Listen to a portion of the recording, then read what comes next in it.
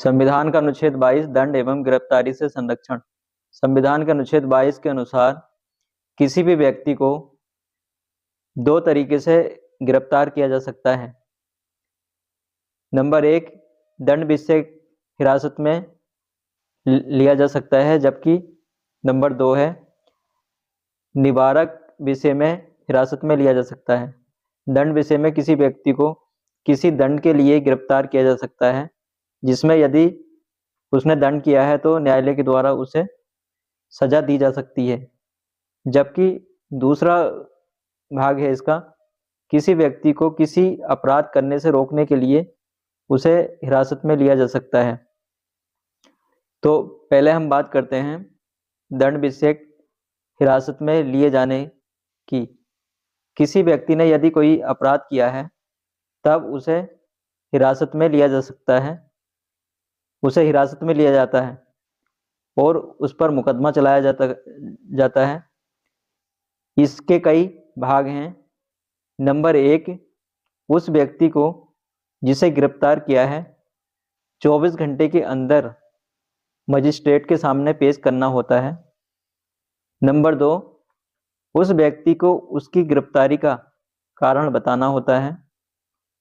Number 3, यदि वह व्यक्ति चाहे तो अपनी पसंद के वकील से सलाह ले सकता है और अपने बचाव के लिए अपने पसंद का वकील कर सकता है।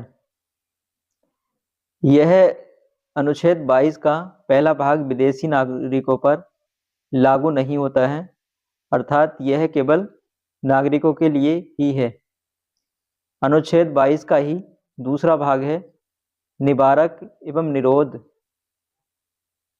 के बिना पर हिरासत, अर्थात इसके अंतर्गत नागरिक और विदेशी दोनों ही आते हैं। अर्थात किसी व्यक्ति को किसी अपराध करने से रोकने के लिए हिरासत में लिया जा सकता है। अर्थात कोई व्यक्ति का अगर अंदेशा हो जाए कि यह कोई अपराध कर सकता है या किसी आपराधिक कार्य को अंजाम देने वाला है, तब उसे हिरासत में लिया जा सकता है और उस पर मुकदमा चलाया जा सकता है। इसके लिए इसे संविधान का अनुच्छेद 22 संरक्षण प्रदान करता है कि वह उसको जो गिरफ्तार किया गया है उसे 3 माह से अधिक के लिए गिरफ्तार नहीं किया जा सकता निवारक कानून के आधार पर। अर्थात उसे 3 माह से अधिक के लिए अगर हिरासत में रखना है तो बोर्ड की सलाह लेनी होती है। किसी व्यक्ति को शक के आधार पर या निवारक निरोध कानून के आधार पर यदि हिरासत में लिया गया है तब उसे 3 माह से अधिक बिना बोर्ड की सलाह के हिरासत में नहीं रखा जा सकता।